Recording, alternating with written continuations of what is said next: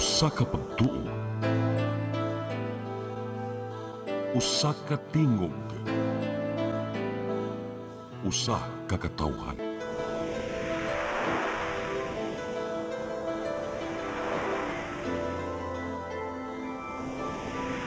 Cebu Catholic Television Network.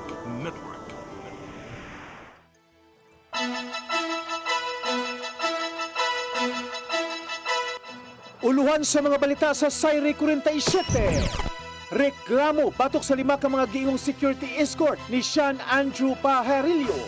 Gibasura tungod sa kakuwang sa budget. Charter Day bonus sa mga kawanin sa syudad sa Sugbo. Posibleng dili mahata. Department of Public Works and Highways gihangyo ayuhon ang nagubang flood control project sa Butuanon River. Magtiayong senior citizen nga nakalabang na unta sa karsada mibalik sa agi. Nabanggaan, patay. Sugbo, Kabisayan ug Mindanao, Pilipinas ug katawhan kutos maabot sa tong Sibya sa tibuok kalibutan maayong hapon. Live kita karon sa CCTN Channel 47 ug kini ang tulumanon sa nag-unang kasayuran nga angay natong masayran. Ako si Dennis Tabar. Tulumanon sa patas ng mga balita o opinyon. Ako si Danica Caballes. Kini ang Sayre 47.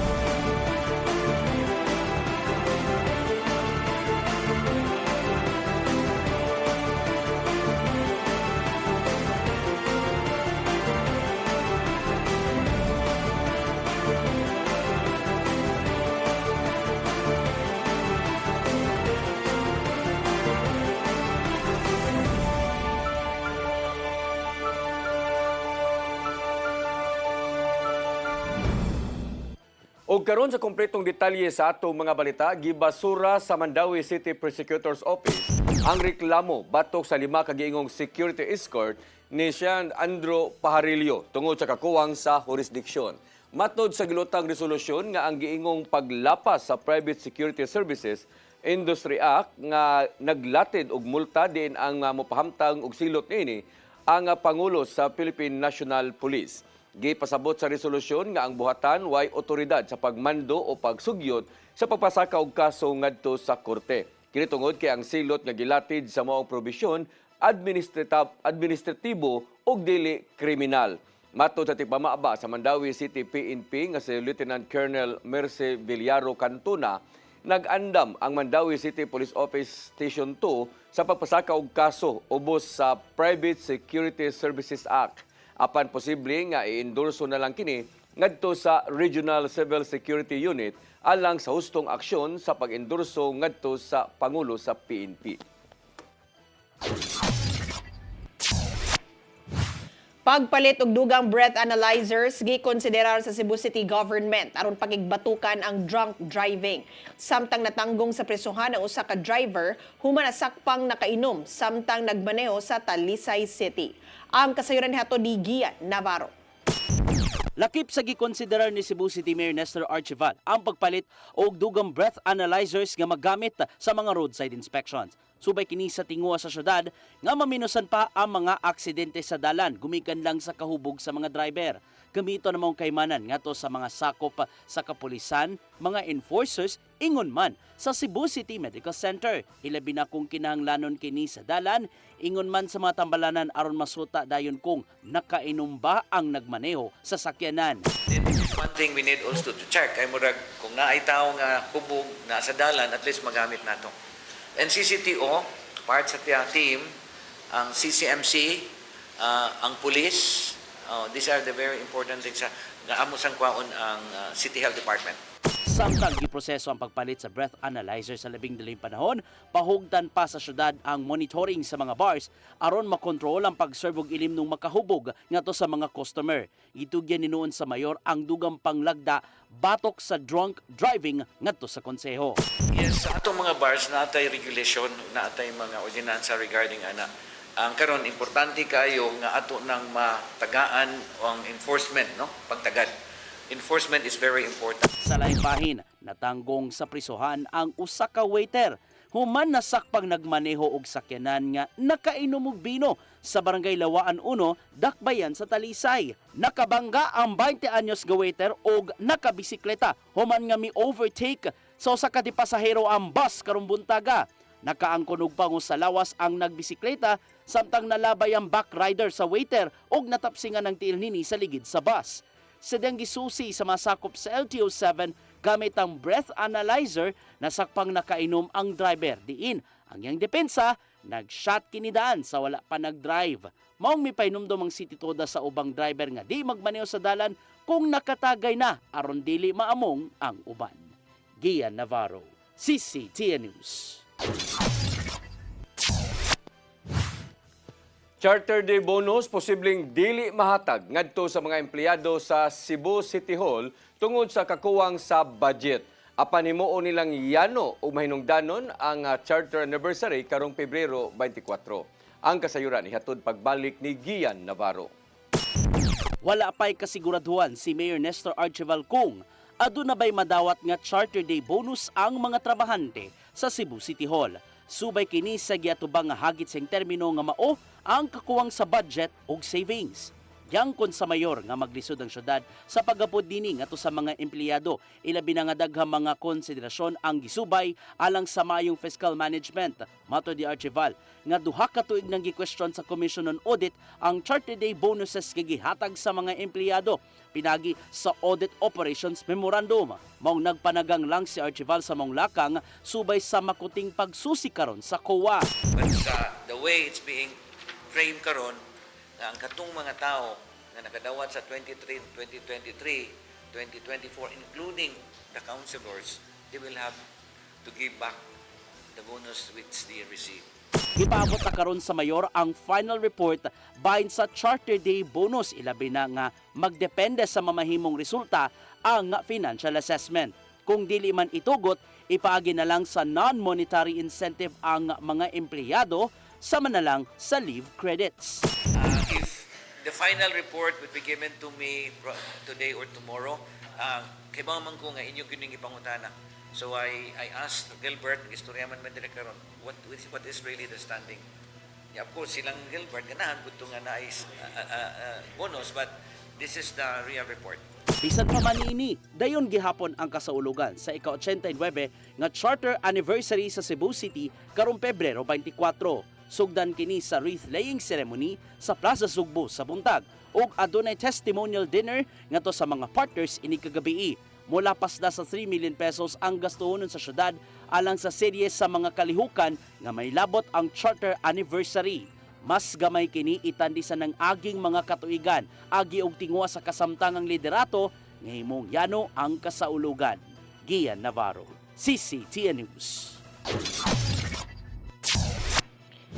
Moabot sa 202 ka mga aplikante ang na-hired on the spot sa gihimong pre-Valentine Jobs Fair sa usa ka mall sa Barangay Basak, Dakbayan sa Lapu-Lapu. Gikan kini sa 705 ka mga taong nisuway sa pag-apply sa managlaing trabaho sa lokalidad gikan sa 23 ka mga kumpanya. Samtang giendorso na ang ubang mga nang-apply human nakalampos sa pasiunang job interview. Pinasubay kini sa tinguha sa Lapu-Lapu City Government nga matabangan ang ilang mga konstituenteng makabaton og maayong kahigayunan sa pagpanarbaho. Nahimong malampuso ng mong job fair uban sa pagigalayon sa Department of Labor and Employment 7.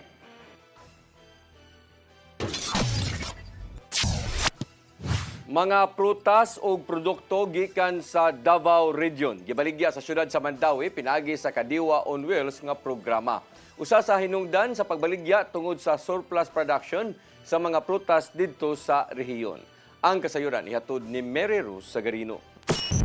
Atubangan sa Mandawi City Hall, gipahimutang ang Kadiwa on Wheels program. Din adunay klase-klase nga mga produkto ang gibaligya. Mga preskong mga prutas o local delicacies gikan sa Davao Region. Gida kini sa mga mag-uuma o cooperative ngadto sa Mandawi pinaagi sa Department of Agriculture Region 11. Lakip sa mga produktong gibaligya mao ang durian, pomelo, saging, guyabano, mangosteen ug avocado. Makapalit usab ang mga mamalitay ug mga produkto sama sa durian candy ug kamote chips ug uban pang mga agricultural product. Objective gyud ani sa Davao sa Kadiwa on Wheels is to expand their services sa Visayas region. in time pod nga naa sila daghang surplus karon nga produkto sa Davao mo nang ilahang gi-share diri sa ato sa Mandaue. Gipatuman ang Kadiwa on Wheels program ni adtong Domingo ug molungtad hangtod ugmang adlaw. Mana mong giingon nga, you take, Mandawihanons, you take the opportunity nga makapalita og barato nya direct products from Davao nga kuan gyud ni sila kaning presko gyud. Gisugdan sa DA Region 11 ang pagbaligya sa Visayas ngadto sa syudad sa Lapu-Lapu miaging semana ug sunod semana sa Tagbilaran sa probinsya sa Bohol. Ang Kadiwa on Wheels usa sa prioridad nga programa ni Presidente Ferdinand Bongbong Marcos Jr. aron wagtangon ang middleman ug mahimong barato ang produktong agrikultura. Mary Rose Sagarino, CCTN News. Musunod, Department of Public Works and Highways gihangyo ayuhon ang nagubang flood control project sa Butuanon River. Kana og daghan pa mga balita sa pagbalik sa Sayri 47.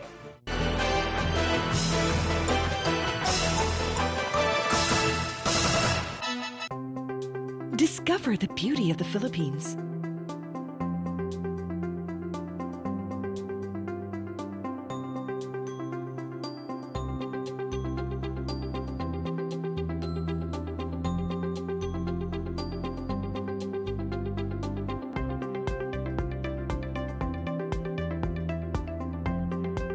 With Philippine Airlines, the country's flag carrier.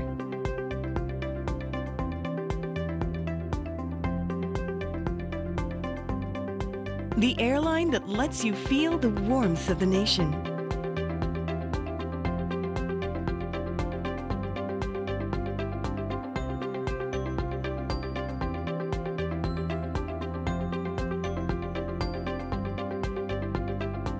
Mabuhay!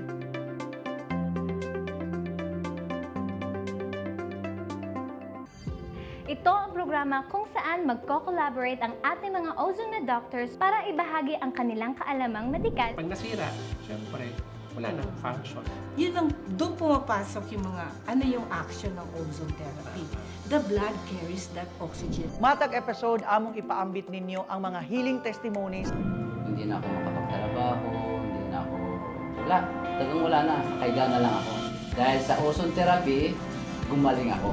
This is your path to a new start. Ozomed Wellness Clinic New Start. Mapapanood every Saturday 8 to 9 a.m. Og ang replay airing matag Miyerkules, 1:00 hangtod 2:00 sa hapon. Dinhi lang sa CCTN Channel 47.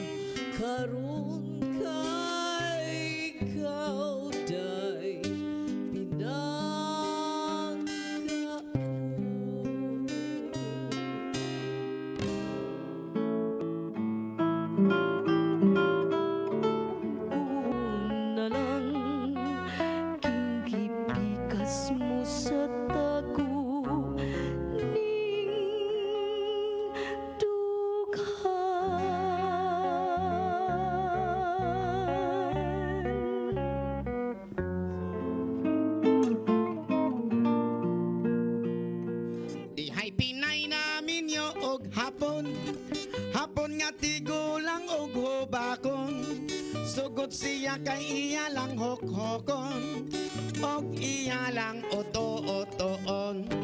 Ay pas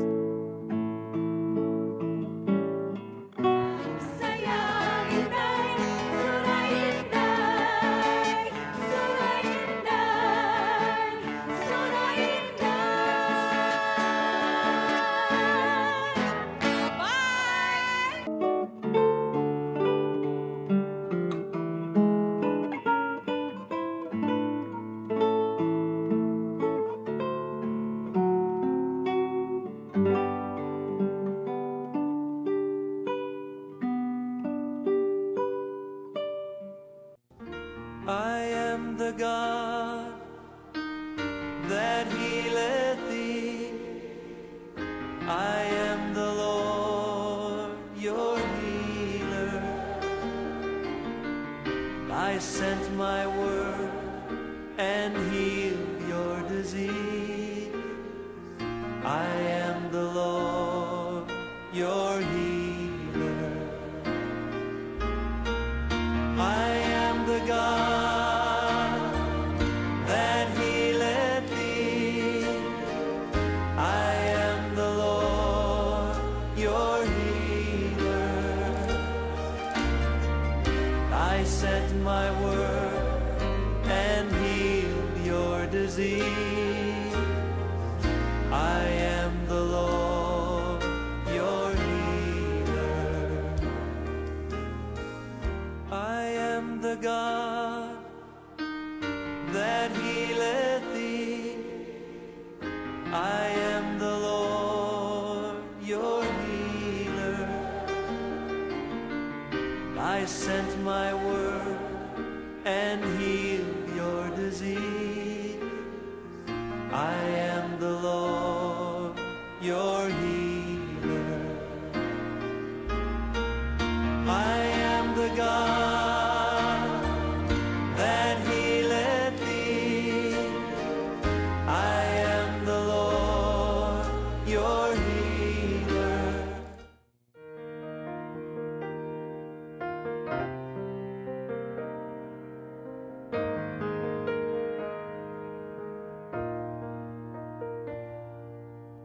Heal me, O Lord, and I will be healed.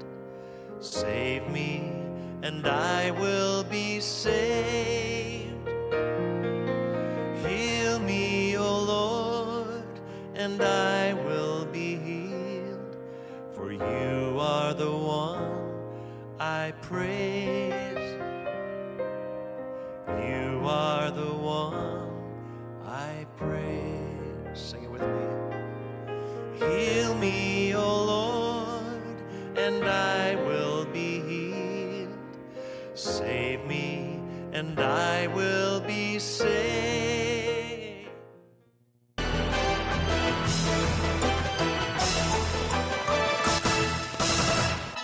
Balik sa ato mga balita, konseho sa syudad sa Mandawi mihangyo sa Department of Public Works and Highways sa pag-ayo na sa nagubang flood control projects sa Sapa diya sa Butuanon sa Barangay Paknaan.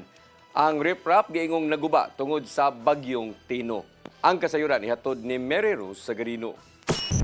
Napasar sa konseho sa syudad sa Mandawi sa ilang regular session ang resolusyon naghangyo sa Department of Public Works and Highways Regional Office 7 nga gilayon nga ayuhon ang naguba nga riprap sa Sapa sa Butuanon sa Barangay Paknaan. Ang maong resolusyon gibase sa inspeksyon nga gihimo sa City Disaster Risk Reduction and Management Office ni atong Biyernes. Suma sa CDRMO nga mokabat sa dulan 5,000 ka mga individual ang namiligro kung magpadayon ang kadaot sa flood control project. Lakip niini ang mga residente sa Purok Talong, Sili ug Ahos. Ang mga nagubang riprap hinungdan sa kadaot ni Bagyong Tino Nobyembre miaging tuig. It was unexpected, but you know, some things happen. Unpreventable and unforeseeable. We call that fortuitous event.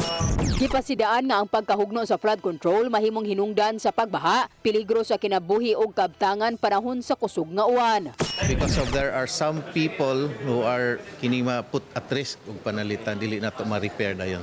So we might as well avoid that to at least put our constituents in a safe haven. No? Gihangyo sa konseho ang DPWH nga ipahigayon dayon ang pag-repair sa nagubang riprap ug makigalayon sa mga hingtungdan nga opisina sa syudad aron masiguro ang kaluwasan ug hapsay nga implementasyon sa proyekto. Mary Rose Sagarino, CCTN News. Gihangyo ni Cebu City Mayor Nestor Archival ang pribadong kumpanya nga humanon dayon ang gihimong footbridge sa South Road Properties. Dungan kini sa iyang kasubo ngadto sa magtiayong namatay human na banggaan sa delivery truck niadtong Sabado. Nakita ni Archival nga kung maablihan ang maong underpass sa publiko, dili na mahitabo ang susamang aksidente. Samtang nakigsabot siya sa mga sakop sa Cebu City Transportation Office aron pabutangan og dugang enforcers sa mga dapit nga adunay underpass. overpass. Maong giawhag ni Archival ang publiko nga moagi gyud sa mga fruit bridge inay nga morisgo og labang sa karsada. Pangingusgan sa nato, sulti nato ang atong mga sitom. Although dili kayo inana kadaghan ang sitom, karon nagistorya nata sa mga eskwelahan. UC katong naay mga criminology nga courses nga hangyo ta nila nga ang ilang mga OJT o ang ilang mga on the job training mabutang nato sa areas where asa ang mga overpass ug asa na ang mga pedestrian lanes. Dako og tabang alang sa Department of Health dinhi sa Region 7 ang pag-alayon sa publiko o pribadong sektor alang sa kaayos sa panglawas. Kini ang giulagway sa Regional Director nila human nga giablihan ang dakong Heart and Vascular Medical Facility sa Visayas ug Mindanao. Ang kasayuran ihatod ni Gian Navarro. Gitambungan sa mga dagkong opisyal sa Sugbo ang pagbukas sa Heart and Vascular Institute sa Chongwa Hospital, Mandaue City netong Sabado. Kini na ang labing moderno og dakong cardiovascular health facility sa Visayas ug Mindanao. Kikalipay di Department of Health 7 Director Dr. Joshua Brillantes ang maong kalambuan gikan sinisgud ang tambalanan. Sumapa niya nga may nungdanon ang public ug private partnership kung isgutan ang pagpalambo sa mga pasilidad nga makatabang sa maayong panglawas. Subay kini sa tinguha sa ahensya nga maapod hangtod sa mga yanong Pilipino ang dekalidad ng medical care. As we move forward, strengthening our health care provider network and integrated service delivery systems, partnership between the public and private sectors are not only valuable, they are essential. Your institution plays a critical role in expanding access to specialized cardiovascular services, improving early detection and timely management, and ultimately saving lives. Ana sa dulan 3,000 square meters nga Heart Institute gikan sa Chongwa Hospital ang mga advanced nga kaymanan aron matambalan ang mga gihambing balatian ilabi na sa kasing-kasing. Gikan kini sa mga minimal invasive procedures hangtod na sa post-operation rehabilitation diin. So sa lang kadapit himuon. It is an integrated facility that houses all the necessary diagnostics, non-invasive, invasive, cardiac rehab, CCU, as well as preventive measures. So I can say, I can vouch, I've been to a lot of heart centers all over the Philippines and in Asia. I can vouch myself that this is the best so far. Matod sa DOH ug Philippine Statistics Authority, naguna ang cardiovascular disease sa mga hinungdan sa kamatayon lukop nasod nitong 2025. Kay na timing man ang pagbukas sa Health Institute sa Philippine Heart Month. Gingusgan sa DOH 7 ug ang kinatibuk ang medical sector ang pag-atiman sa kasing-kasing aron kalikayan ang mga balatian ilabi na kung muatake na. Gikan kini sa mga bag-ong pasilidad nga makasalbar sa kinabuhi hangtod na sa pagka-mainampingon sa lawas. As we work together to build a health system that is responsive, resilient, and centered to the needs of every Filipino. Ian Navarro, CCTN News. Gipainumduman sa mga Lapu-Lapu City PNP ang mga ginikanan ug batan-on nga mosunod sa gipatumang curfew hours. Ubos sa City Ordinance No. 179-2009, ginadili sa pagawas sa mga menor de edad gikan alas 10 sa gabi hangtod alas 5 sa buntag kung walay kuyog nga mas maguwang pa. Kung masakpan man, badlungon mismo sa pulis ang mga batang maglaroy-laroy panahon sa kagabion. Posibleng ipaubos sa parenting seminar o community service kung usbon man sa ginikanan ug anak ang binuhatan.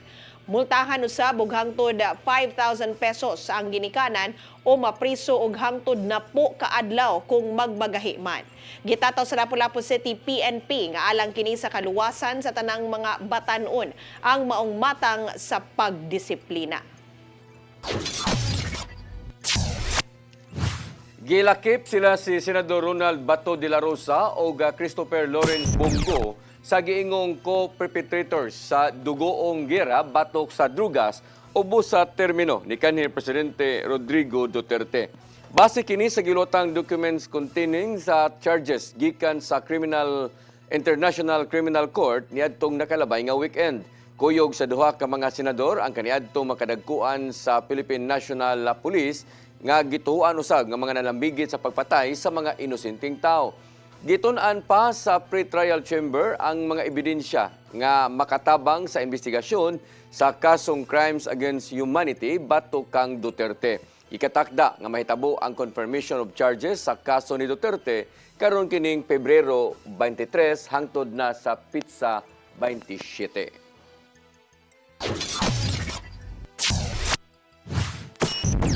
Musunod, magtiayong senior citizen nga nakalabang na unta sa karsada mibalik sa agi, nabanggaan, patay. Kana og daghan pa mga balita sa pagbalik sa Sayri 47.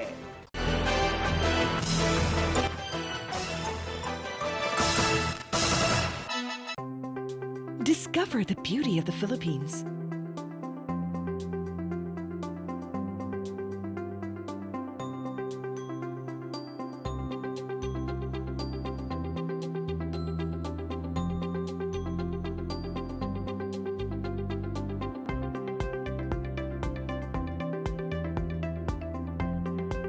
With Philippine Airlines, the country's flag carrier.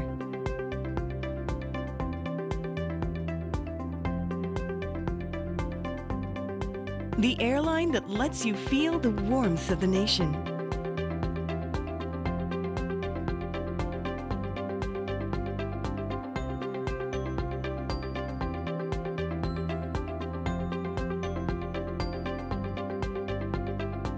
Mabuhay!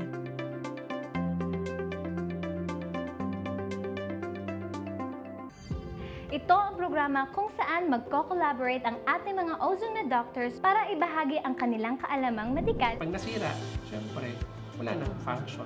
Yun ang, doon pumapasok yung mga, ano yung action ng ozone therapy. The blood carries that oxygen. Matag episode, among ipaambit ninyo ang mga healing testimonies. Hindi na ako makapagtrabaho, hindi na ako... wala na, kaiga na lang ako. Dahil sa ozone therapy, gumaling ako. This is your path to a new start. Ozomed Wellness Clinic New Start. Mapapanood every Saturday 8 to 9 a.m. Og ang replay airing matag Miyerkules, 1:00 hangtod 2:00 sa hapon. Dinhilang sa CCTN Channel 47.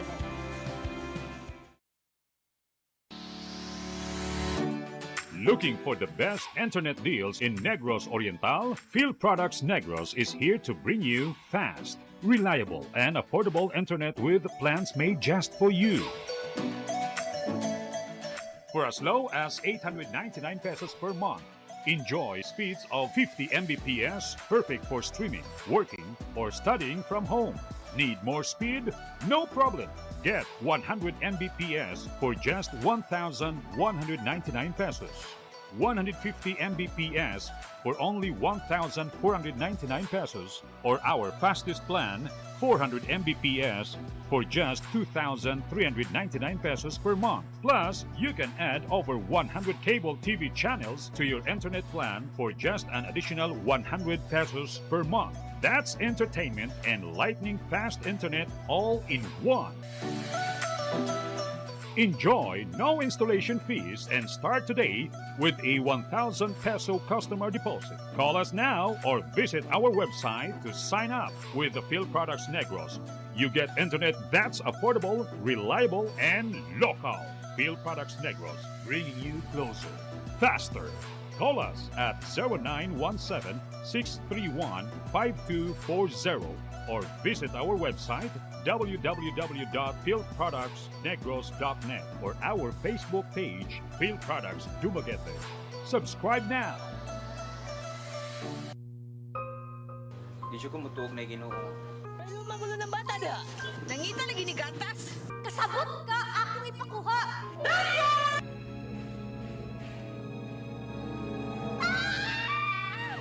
Ug naa sa unang Timoteo 3:15 nga ang iglesia sa buhi nga Dios mao iyang panimalay ug mao ang haligi ug sukaranan sa kamatuoran. Mayo! Basay tayo! May hatag lang unta kong gatas para sa inyong anak. Basin kadahong ka nga ikaw ang gwapa sa tibok kalibutan. Unsay reparation, Monsignor? Buhi ka laing bata aron mabayran ang imuhang nahimo nga dakong kasalanan.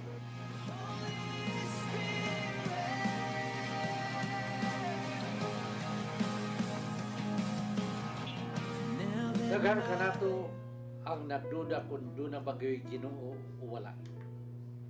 Apan ang Biblia nag-ingon nga atong dawaton pinagi sa pagtuo ang kamaturan nga dunay Ginoo. Sa Hebreo 11:6 nag-ingon, walay makapahimot sa Dios kung walay pagtuo. I came for you. I came for you. Holy Spirit.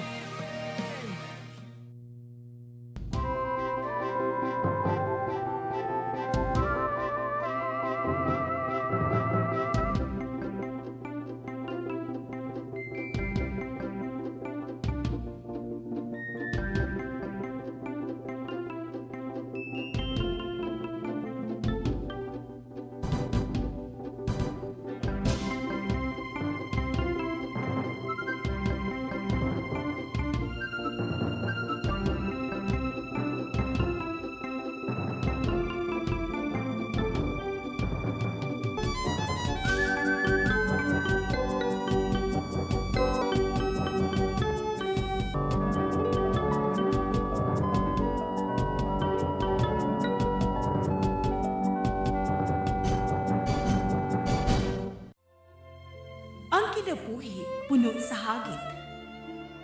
Sugpil na ka, Dri, ha? Ay, paginarte! Magdita ka! Puno sa pangutana. Bata pa gani ka kayo? Nagpuyab-uyab na ka? Kinsa man ang mukhang masakitin nato din ay karoon ha? Kinsa! Kung sibuti mo'y pasabot, Daddy. Puno sa luha. Pagpili pa, ako nga imong anak o kanay imong mga babae. Kasuko. Yung nananado pa. Ano itang ka ni Papa? Apan bisan mangit-ngit pa ang imong kalibutan, aduna pa'y nagpahiping kahayag. Aduna ka pa'y kasumbungan. Mga laman, hanap na. Dear Tatay, Tunog na unlod na. Nganong handungan. Way laing paagi aron masabtan nato ang Biblia. Kinahanglan nga doon natay relasyon kang Hesus. Hangtod sa layan natong panaguban, daghang salamat. Shalom. Tunog na unlod na.